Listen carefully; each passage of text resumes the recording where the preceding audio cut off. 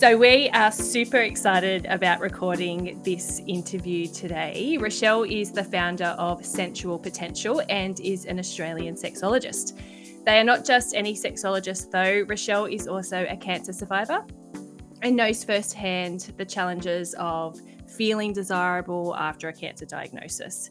Richelle has many roles. They are a parent, a grandparent, a partner, is an advocate for diversity and inclusion and the LGBTIQA plus community, and a flatty just like me. And the moment I found Richelle on their webpage, I knew we had to interview them. Now, Richelle, you've pretty much written what should be in my byline of my Instagram account, and that is that you support women who have multiple responsibilities, being pulled in many directions, but living a life with no balance, no time for themselves, feeling something is missing, and questioning who they are as a sensual being. So welcome to the breast case scenario. Thank you for having me. Richelle, we are so excited to interview you this morning. And there aren't too many jobs where people would like to be doing it at 101, say, but a sexologist seems to be one of them. Could you tell us a little bit more about that? Sure. So I was a bit of a late bloomer. I went to university later in life, so I started uni at 41. And all the jobs I seemed to get had a little bit of a sexual health component to it. And I was sort of starting to get in towards my 50s and went, I love my job, but I'm going to have to work till I die because I started a career so late in life. And I heard that there was a sexologist who was 101. And I went, I can talk about sex till I die. And it's been fascinating because I actually, have been delivering sexuality education to older people. And I absolutely love it. That's amazing. Can you tell us more about that? That's very intriguing. Yeah, well, I guess, one of the first things I often say to people in sessions is, what was your sex ed like at school? And you see them just pull faces and go, yeah, it wasn't anything, And I remember mine in the early 70s was, a nun and a nurse showing us a black and white film around periods. That was it. That was apparently all we needed to know. So, some people didn't even get that. And depending on what culture some people are from, they might not get anything until, the night before their wedding, even if they get that. Sometimes they don't even get that. So I've been doing some work with some older people, and a lot of them are single for the first time in, 40 or 50 years. And they've grieved the loss of their partner, and they're kind of thinking about, well, what now? So we have discussions around what is a healthy relationship, because maybe the relationships in their life haven't been healthy, but they didn't know. We talk about pleasure. What is pleasure generally in their life? And then we kind of ease our way into intimacy and sexual pleasure. And they've been absolutely delightful. I was asked to come and do sessions on sex, and I went, no, we might ease our way into it. And at the session the other day, I said, so moving forward, would you like something on sexual functioning and aging and tips and strategies to remain sexual as you get older? And they went, yes. I went, okay. I love that so much. I am often in spaces with multi-generational women, and some of the most amazing sexual conversations I have had have been with the 70-year-old in the room. And it actually really excites me to know that having that connection to yourself is possible, forever. There's no time period on this. There isn't. We are sexual beings from birth till death. And when you were talking about, sexual education, it reminds me of Cass and I, because we both met when we were teachers, and we used to teach year 6 together. And so we had lots of fun, maybe respectfully pushing boundaries and conservative views in sex education. Nothing illegal, but just really providing an environment where students got to ask questions. And so, Cass and I took the boys, Cass took the girls. That's how we rolled. Yep. I love it. I used to work for family planning as well, doing sex ed in schools. Amazing. And it was always fascinating as when a question had come out and you'd go, where was their little brain when they were thinking about that question? Because I think I've kind of explained that sort of stuff, but they're obviously thinking about something somewhere else. I know.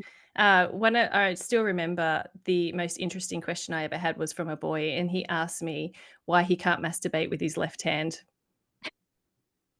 Well, if you wanted to, but you know. I think the most interesting I got was, what is a cloaca? And Oh, that is a good question. I didn't know, but there was lots of giggling coming from this little group on the side. So I sort of went, it sounds like you know what a cloaca is. Would you like to go with the class? I Oh, love that is that. so funny. I wonder what sex education looks like now as well, because, you know, the whole idea of sexuality and what it means is so evolved really now. And I know there's a tension around that, around what should and shouldn't be taught to students. So that's really interesting too. I remember growing up, and I just did a TikTok about this actually, about, you know, I come from a very conservative, liberal but conservative Catholic family, and I realized how awkward my parents were talking about sex. And I was the eldest of 7 children. And so I got most of my sex education from my friend Alicia, who had 2 older boys. She knew everything. And so I would on purpose ask my parents really awkward questions to see what they would say. And one of the questions I asked was, Mum, what's a condom? And she was putting laundry into the washing machine, and her whole body went further and further into the washing machine. And I could just hear this muffling answer that was something like, I don't know. That was her answer. Out of everything that she said, I don't know. Well, there are 7 of you. Maybe she didn't know. Very true. Oh, boom, boom. Yeah. Well done, Cass. Oh. And it is interesting what it looks like now. Thankfully, I know people who still work in the space, and the one thing that I'm really pleased about is that discussions of pleasure are happening, because that's been very much missing. And I know I would teach sex ed to prep, and that would be about public and private body parts, correct terminology, and teaching them how their body responds when something doesn't feel quite okay, so that they could start to listen to their body response and go, and teach them, say, stop. Yes. I don't like that.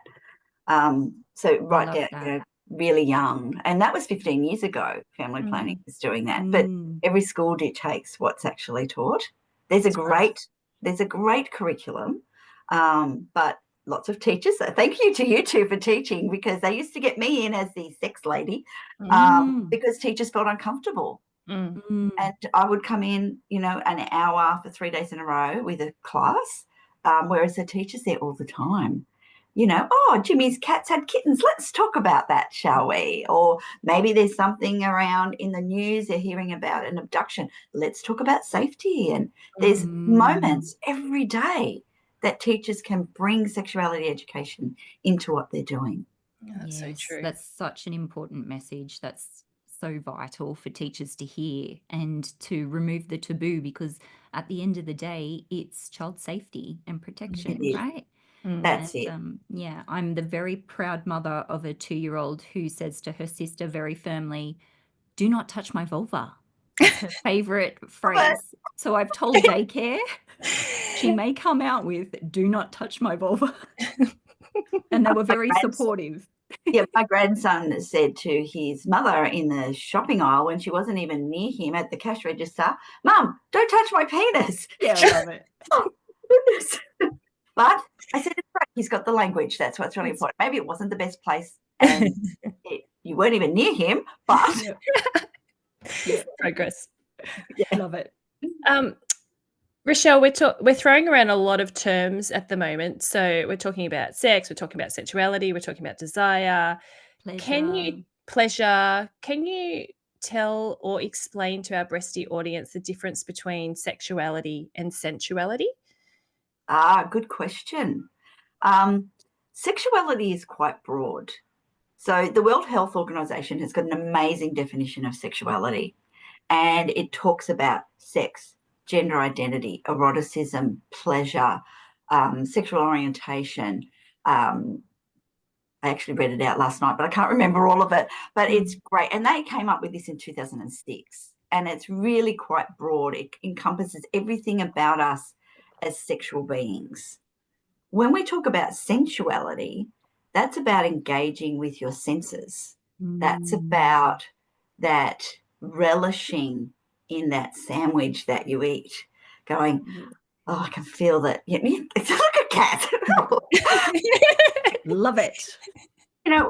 You can see someone who's very sensual in their life, just the way they move in the world, is that they're almost breathing in everything around them, and that their body is responding to the soft breeze on their skin or a beautiful flower that they could smell. And there's just something about someone who's very sensual that you see and you feel when you're around them. And we can all do that. And we can train ourselves to be more sensual just in our everyday. So, like, as I said, eating. What is the texture in my mouth? Oh, I can hear the crunch of the celery and the flavor of it. And I can smell the whatever it is that you're eating. And then obviously the look, which is why, food photos, we all go, oh, look at that food. So engaging all of those senses when you eat a sandwich. Or the one I love is having a bath. Now you can jump in the bath, you can get washed, you can get out. You can make an experience. You can have oils and scents and music playing and, soft lighting and you can do it with someone else, you can do it by yourself. And that creating an experience that you bring your senses into what's happening around you, that trains yourself to be much more sensual in your life. I'm just having some self-reflection here and realizing some sensuality is probably something Cassie's laughing at me because she knows. Well, we have this joke often, Richelle, because I actually help women breathe into bliss. So through breathwork. Yeah. And beautiful. It's that real, as you were speaking, I was like, oh, I just want to, start breathing, start touching. And it's that kind of thing where I have been the other way as well. And a lot of the women and my bestie that there's this real shame associated with touching our own bodies in any way. And I love what you were just speaking about then. There's just some really helpful tips on what we can do just to start awakening those senses and to feel that beautiful touch for ourselves before we even think about taking it to someone else. I love that so much. That's it. And I think, certainly what am I trying to say here? Probably one of the most common things I hear people say is, I can't get out of my head. They're in a sexual situation and I can't get out of my head. And practicing that sensuality in your day-to-day things, then you're able to slip into that much more easily in that sexual situation.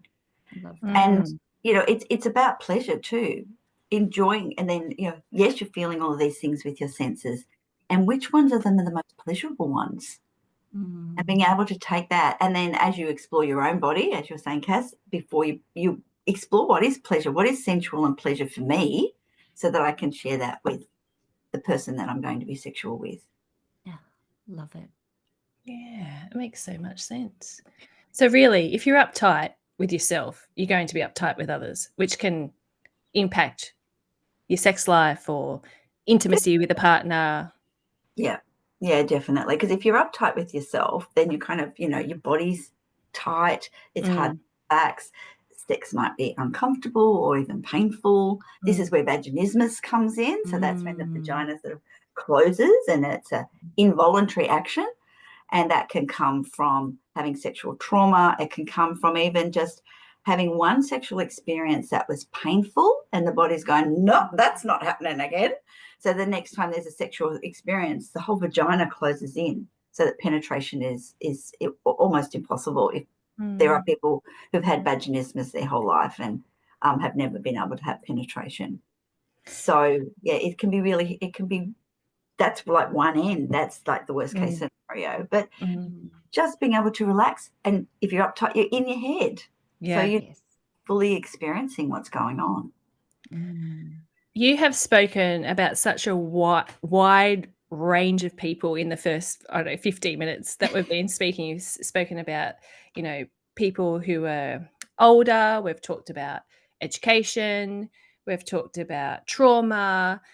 Can we now hone into, I guess, your personal experience with breast cancer, and then what you do as a sexologist to support people who have gone through cancer diagnosis, treatment, and in your case, a double mastectomy, and ultimately going flat, because I think our breasties will be pricking their ears up even more around this topic area.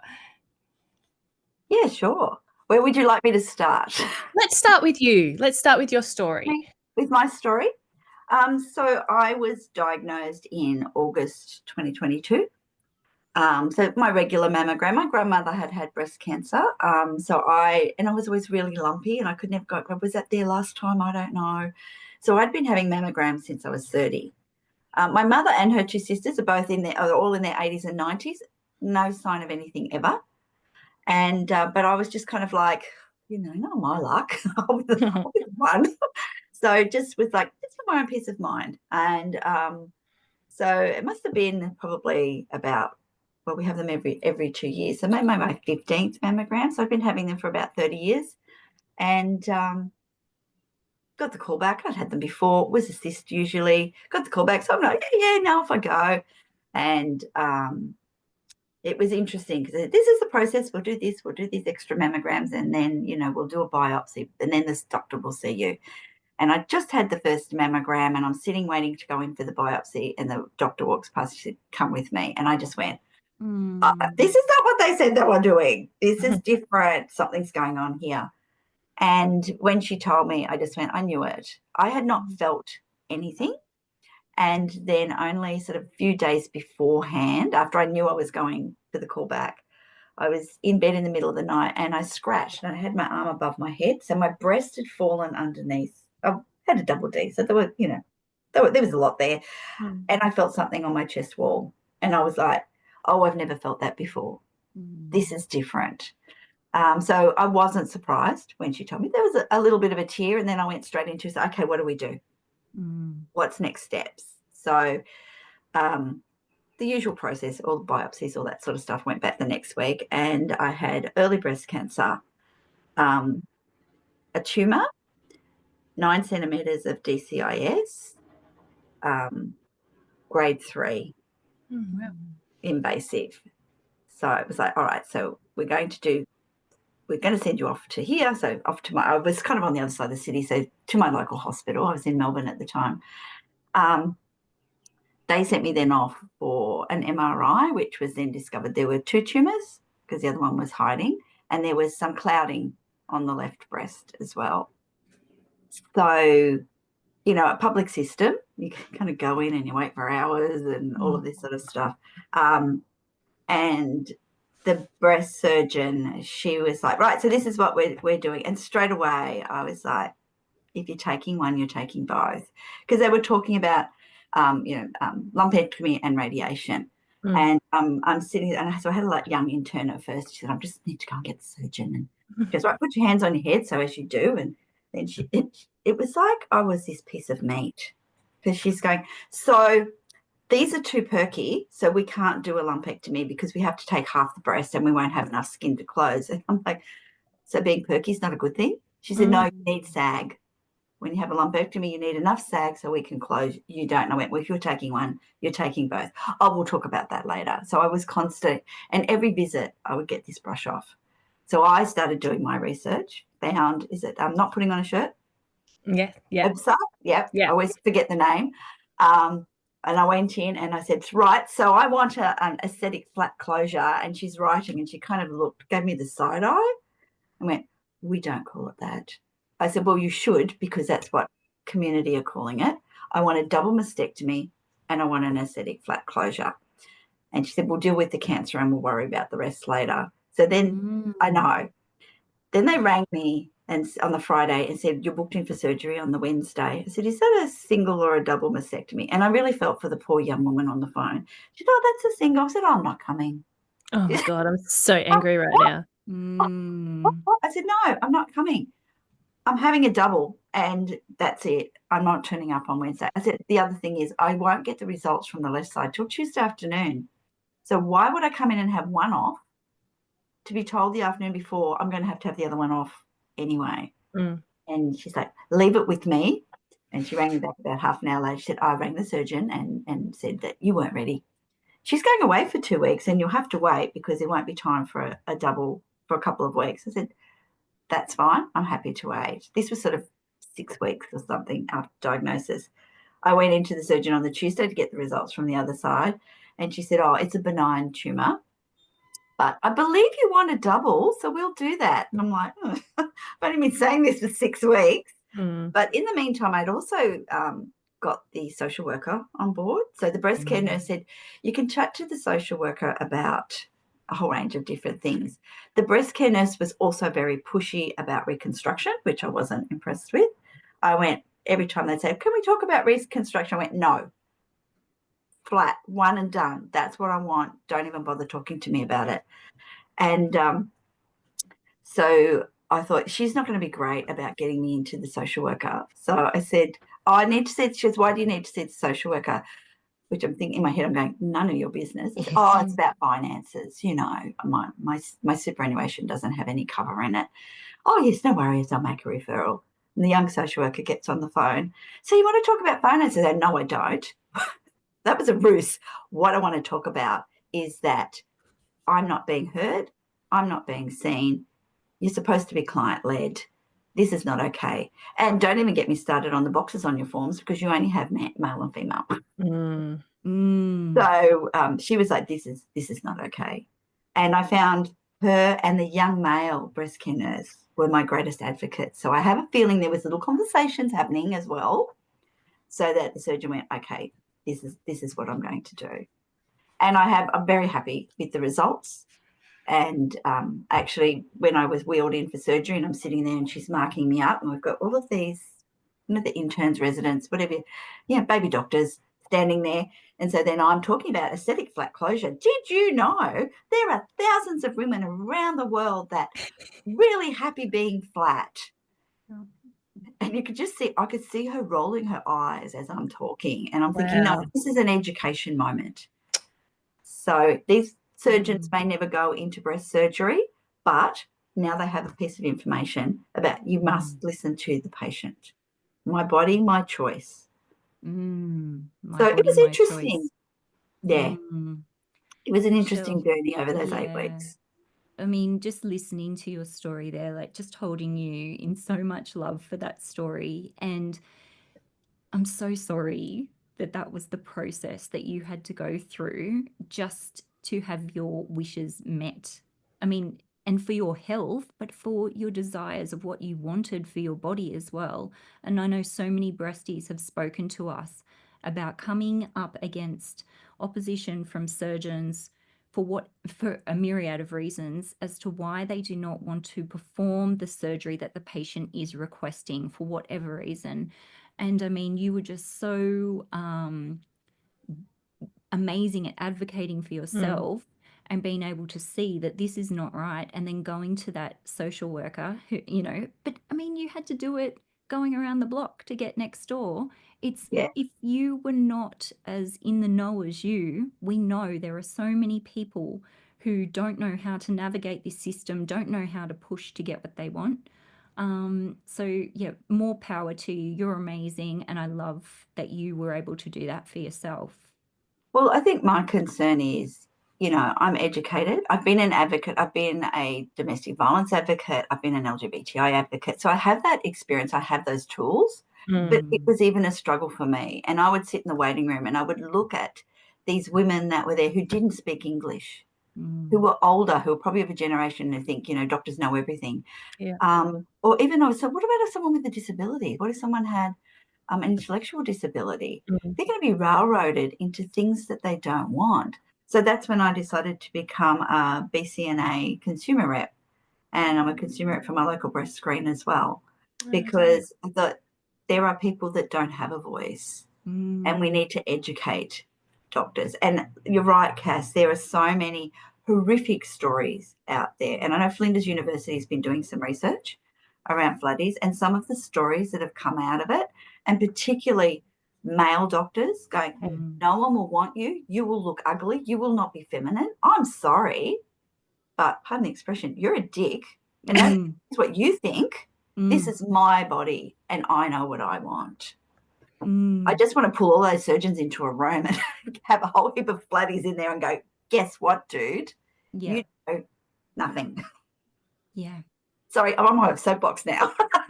I'm just about to join you. I'm refraining because I was might gonna say say- something cranky. I'm like, Kris, maybe you need to ask the next question because I'm about to start with the patriarchy and we need to. More power to you, sister. No. And it's male and female, and that's what's even more disappointing. Some of these surgeons and the motivations or beliefs that they, whatever they hold, have so much power. And it's 2025, people. Like, seriously. And I mean, I've spent a lot of my career educating professionals and a lot of medical professionals around LGBTI inclusion. That was my job for a decade. And I always talk to people about take your personal hat off and put your professional hat on, because you need to be professional. So your personal assumptions do not come into play here. If you're someone who doesn't believe in contraception and you're a GP, yes, well, either make that really clear so people aren't coming in and being pushed away. And don't even get me started on the lack of knowledge around menopause, which kind of into when people are on hormone blocking treatment and they're looking for the same sort of supports, that people just don't seem to know anything. Yes. Or they think that women don't know their own bodies and know what they need and understand what's going on for them. Absolutely. And I think when it's brought up, we're told we're hysterical, or that's not actually, this is just normal. You just need to deal with this. You just need to go through this part of life. This is, and again, when you're talking about the reconstruction push, that's what really stood out for me as well when you were speaking, this push for reconstruction. And again, in something that should be a profession, right? Like we're looking at professionals who have spent a long time training as surgeons, and still there is this push for, and when it comes down to it, what is feminine and appearing a certain way, again, for male gaze. And when we start going into that, it's disgraceful. Yeah, exactly. And so don't get me started on intersex children and surgeries that they have, because they need to look a certain way. And when they do a vaginoplasty on a baby, it needs to be for penetration later in life. And so there are all these misconceptions about people's bodies and what people want. And like, there are some wonderful surgeons out. Most surgeons don't have a great bedside manner. They're used to dealing with people who are unconscious, So I don't know if they're even trained in bedside manner, but yeah, I just does my head in sometimes, just around the lack of knowledge, particularly around women's bodies. And no wonder it's so hard to, after you've been through, and Cass and I have very different journeys. For me, I'm like you. I decided to have a double mastectomy and aesthetic flat closure and not have a reconstruction. And Cass has gone a different, a much longer journey. Much longer journey. For another time. But no wonder it's so fucking hard to self-accept your body. And I'm really proud of the decision I made, because it was really hard.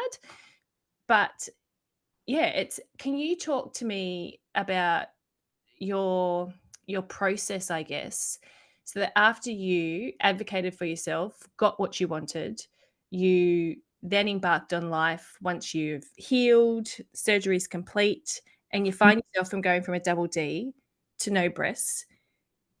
How do you get to the point to feel like a desirable human? And are you there? Are you there yet? Well, I actually felt like a desirable human very quickly. Before surgery, I'm hunting down flat lingerie, and there was an amazing company in the UK that did the most gorgeous lingerie. Unfortunately, they've closed down. And I bought myself two sets of like flat, lacy little tops and the matching underwear. And, because I'd had lots of lovely, Honey Birdette lingerie, which I sold. And I love a matching set. I had bras and knickers in every color, which I donated. But it was like, well, what am I going to have now? What's going to be sexy now? And I felt quite desirable. For me, it was an easy decision. So I'm going flat. There was no question about it in my mind, and I didn't want to discuss anything else. And that then how I felt about myself as a sensual being, that was still there. It was very freeing. Kind of felt like a kid again, not bounce and jump and dance, and I didn't have things going look like this. And my my shoulder pain of 45 years started when I was 17. My breast started to develop at 16. And I had seen so many people about this shoulder and neck pain, and it was the heavy boobs. So, there was just so many positives for me. There was not a single negative at the beginning. Then I went on to tamoxifen. That was a whole other story. So libido went out the window. I was still engaging sexually because when I had gone through menopause and I'd had very little libido, I knew that, okay, I didn't want it. I didn't feel the desire. But once we got into it, something would click in. And that's what we call responsive desire. So quite often through menopausal treatment, people will go from spontaneous desire, like the desire is just there, to needing something to respond to. Now, 75% of women have responsive desire anyway, and about 50% of men. And as we age, people who are often quite spontaneous can morph into a much more responsive. So I kind of knew that once we got going, the little switch would flick and I'd be right. Yeah. But what started happening was that the switch wasn't flicking, and then touch started to become uncomfortable, and then touch started to become irritating. So imagine someone scratching the back of your hand over and over and over again. It was like, and then touch became painful. So, I mean, it was like penetration kind of went off the table fairly quickly, but then any genital touch was like, I just can't. Orgasms disappeared also fairly quickly, but I was always one about, it's the journey, not the destination, as I tell my clients, revel in the pleasure that your body's feeling. There doesn't have to necessarily be an end goal. The pleasure is the goal itself. But that there was no pleasure. And, I talked to another friend who'd gone through breast cancer, and they were like, just keep touching yourself and see what works. But I couldn't. It was too painful. So I stayed on treatment for 12 months. And then I just said to my oncologist, it wasn't just that. It was the brain fog. It was the memory loss. I thought I had dementia at one point because everything would be like it was sucked into a black hole, and I had absolutely no memory of an event or a conversation. And normally when someone goes, oh, remember we talked about blah, blah, you go, oh, yeah. Nah, that wasn't happening. Wow. So I got really quite scared that I had dementia. So, there was a whole range of things that were happening that I thought I was going to lose my job because I just wasn't functioning. And thankfully, my oncologist had brain fog from long COVID, and they hadn't worked for 3 months because of it. So she was incredibly supportive and, crunched the numbers and went, reality is your recurrence rate's under 10%. This is going to reduce it by 2. I said, I'm not a betting person, but hey, that's pretty crappy odds. So I don't want to take medication anymore. I started on vaginal estrogen cream. And it wasn't necessarily, I didn't have atrophy, but it was more the external skin and the sensations. And it was like I wasn't getting blood to the genitals. So that probably took about 12 months of using that. I was only using it once a week before touch wasn't awful. Orgasm still very elusive, but orgasms have been a bit elusive since menopause anyway, so it wasn't as much of a thing. But what had happened in all of that time, like 2 years of not having sex at all because it was too uncomfortable, my brain and my body had disconnected. So I could feel that my body was doing what the body does biologically for an orgasm, but there was no pleasure connected to it. So that's about then going back to your body experiencing pleasure in lots of other ways and retraining the brain using that neuroplasticity. And there's an amazing occupational therapist called Tess DeVez, who has designed a libido recovery masterclass. So started doing that. And that's a very slow, over 6-week period of retraining the body to feel pleasure just generally, with clothes on to start with, and then kind of moving into eventually into genital touch, but just letting the body. And I found the thing that I found the most useful was just floating in the pool and just moving my arms gently through the water and going, that just feels so lovely. And being able to feel that pleasurable sensation and get my brain to go, this is pleasure. This is, starting to spark that part of the brain very, very slowly. But so it's been a bit of a journey. I felt like a real fraud for a while as a sexologist who didn't have sex, and it's still an ongoing journey for me at the moment as well. But I'm still in the middle of the, brain retraining part of things. But touch doesn't hurt anymore. Orgasms are happening. But for me now, it is about rewiring that pleasure center of the brain to be able to experience pleasure in that way. So it can be tricky. I mean, I think I'm very blessed that I didn't have atrophy in the way others did, that sex is like razor blades and all of that sort of stuff. And I see so many women, I talk to so many women who are having sex or having intercourse. It's like razor blades and they're bleeding, but they're still doing it. And I just say to them, what you're doing is you're training your brain to connect any sexual interaction with pain.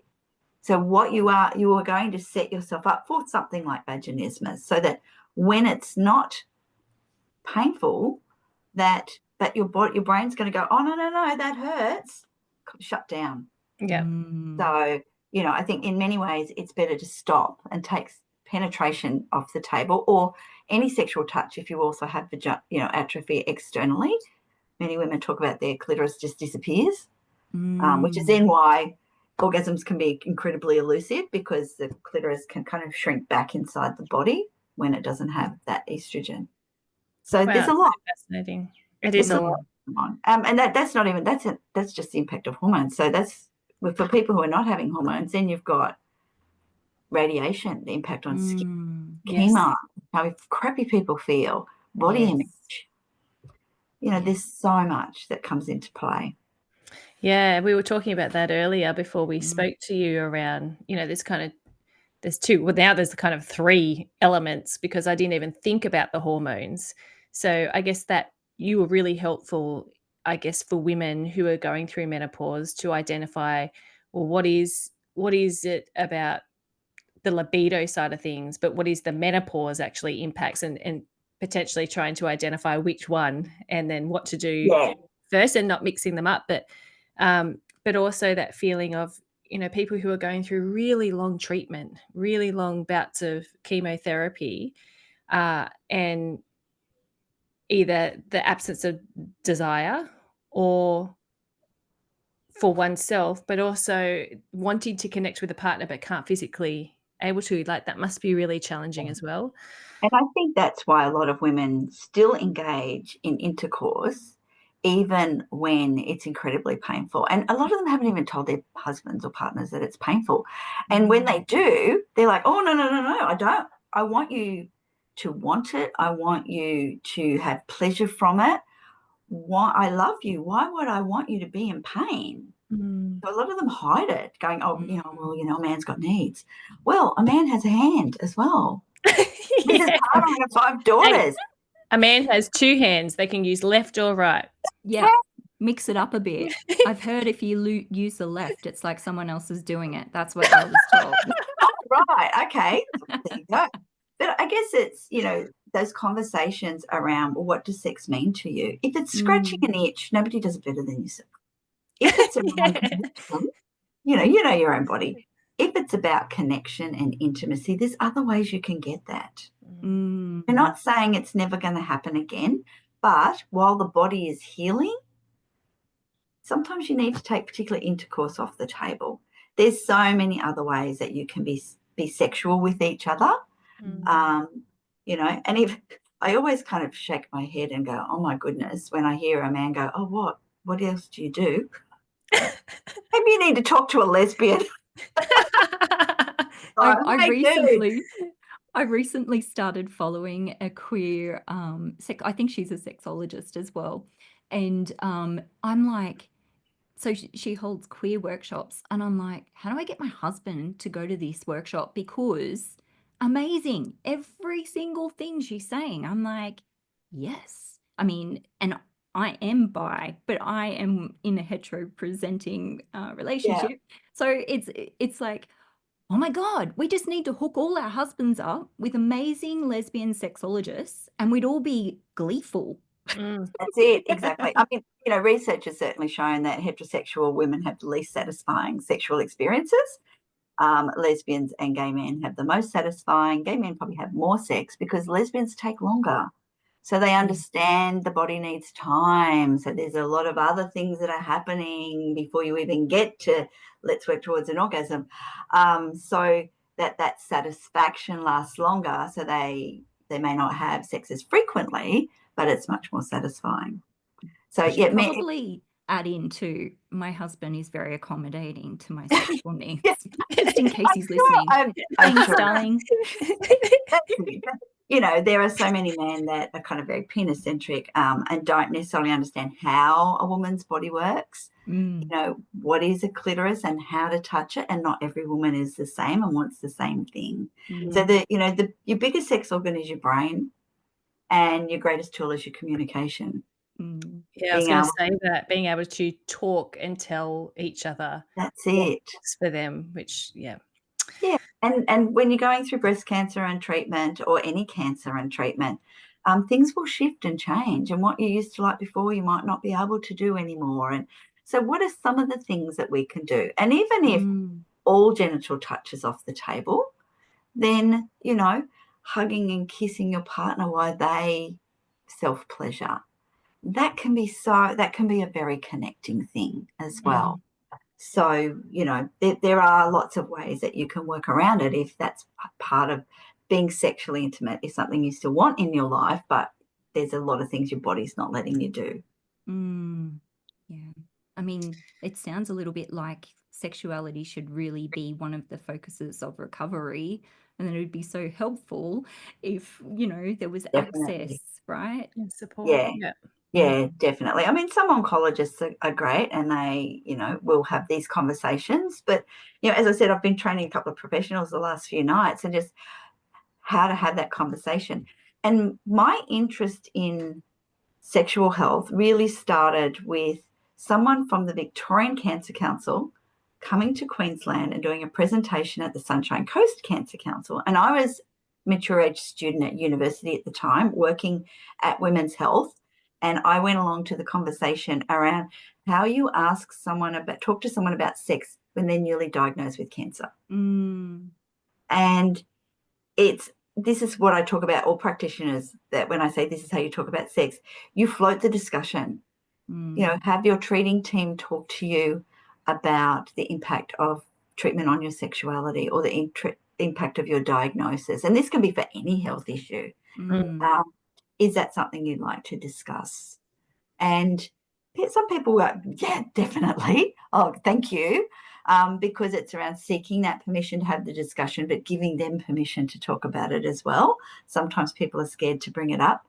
And if they don't, that's totally fine. If you don't want to talk about it now, that's totally fine. But I'm here if you ever do. They know to come back to you. And that's kind of the key message. Every time I do this presentation, no matter who the audience, for professionals, that sex is a really important part of people's lives. Their sexuality is part of who they are, and we need to talk about it if we're going to work holistically with people. And they might not be ready now, but that's okay. They know that you're the person they can come back and talk to. So amazing. I feel like we could just sit here for another hour. No. Time has absolutely flown. It has. Richelle, is there something? I mean, we've talked a lot, actually. I've been writing some notes when we've referred to people we're watching, listening, things that we've read. Is there something that you can direct our breasties to, whether it be a person, something to read, something to watch, to, I guess, further inform them? Because I feel like this has been a really informative session. Yeah. Look, I love Come As You Are, a book by Emily Nagoski. Oh, I see Cass is nodding there. I haven't read, but I've been very into Yeah, it. look, I recommend that not only for women, but also for men. It's all about responsive desire, and she walks you through and gets you to reflect on when have you had sexy thoughts, as she puts it. She talks about the dual control model. We all have accelerators and brakes. So there are things that get us going, and there are things that go, whoa, okay, I'm suddenly out. Working out what they are. How do we remove those brakes, those barriers, and how do we increase our accelerators or enhancers? So she takes you on this really lovely journey. There's also a workbook that can go with it if people want. I refer lots and lots of people to that because it's that understanding, particularly if your arousal response has changed as to what that's like, and particularly for men who might not understand responsive desire. I think that's wonderful. But yeah, I would definitely recommend Tess DeVez's Libido Recovery Masterclass. Yeah. And I can actually, if you like, I can send through a code for Yeah, people that'd be great. to discount on that. So Tess actually designed this when they were going through cancer treatment, and went, I can lie around here and feel miserable, or I can do something to help myself and other people. Tess is currently going through their second bout of cancer and is terminal. And so they've kind of had to stop seeing clients. So this is their only income at the moment, is this course and a couple of other courses they do. Their business is called Connectable Therapies. So they've got some great resources as well, and totally understand the journey. And so, we will you know, link like them in the show notes. Yeah, yeah, I them will. in the show I can send you through a code that people can use and get a nice little discount as well. But and of course, your website, sensualpotential.com.au, if you have loved listening to Richelle today, as we have just loved speaking with you so much, please head over to their website so that you can have a look at what Richelle does. It's amazing work. It's such inclusive and diverse work. And we love that so much about you, Richelle. Thank you. And thank you so much for your time. I think I'm already on the website. I think I need to start booking in some weekly sessions with you. Can you see my breastie, please? Just writing this down. Love to see you. Thank you, Richelle. My pleasure. Oh, that was my favorite interview. Favorite. Really? We've ever done. Yes. Yeah, love you. Oh, thank you. It's just so, I just learned so much. It's like, just, yeah. Yeah. I have moments, because of my brain fog, I have moments where I kind of go, I have no idea what I'm doing. And then something will come out of my mouth. I go, oh, I do know stuff. Yeah, you definitely know what you're doing. Yeah. So I had the most delightful experience the other day, because I did this presentation around, talking about sex to your clients. And this young gentleman came up to me at the end and he said, you probably won't remember me, but I was in some training you did. I used to work for the Queensland AIDS Council doing LGBTI inclusion training across the state. And he said it was youth justice. And I went, oh, my goodness, I said, that would be like a decade ago. And he went, oh, yeah. So he must have been very young. And he said, it changed my life. Oh, and I was like, wow. And he said, I was in the closet. And he said, it gave me the strength to come out. He said, one, because he saw how his colleagues responded to the training, and he realised it was going to be safe for him to disclose. Yeah. But yeah, and I was like, you don't often, as an educator, you don't often get that feedback. No, you don't. Yeah. So that was just delightful. And I can remember years ago, I had a gentleman, we were doing some training in the aged care sector, and at the end of the day, he came up and he said, this has helped me more than 40 years of therapy. Yeah. Wow. And he came out a couple of weeks later, and now he's very high profile and very active in the gay community. And it's like, oh my goodness, you just don't know. You sow these seeds with people and you don't often know what happens. So, and I did have a client email me the other day I hadn't seen for 12 months, a trans woman. So trans women are given a new vagina and told how to look after it, but not how to use it. And in the very first session, I just said, have you played? And I went, oh, honey, go get some lube and off you go. Have a great time. And we did talk about how orgasms might be different now than prior to surgery. and that, you know, it might be this riding a wave of pleasure rather than fireworks. And they emailed me and they said, you know, I've been riding that wave of pleasure now for 18 months and I had my first firework orgasm the other day. Aww. I went, fantastic.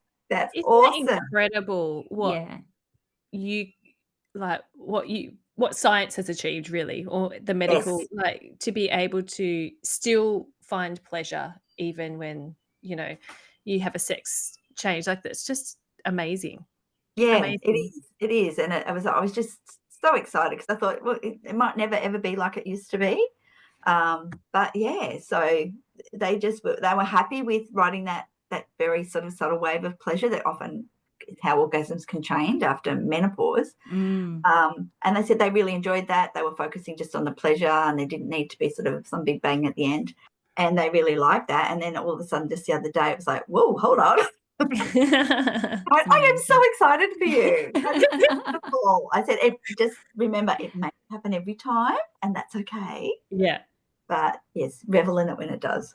Oh, love it so much. You're doing such amazing work. Oh, thank Incredible you. work. Yeah. And I see why you want to do it till you're 101.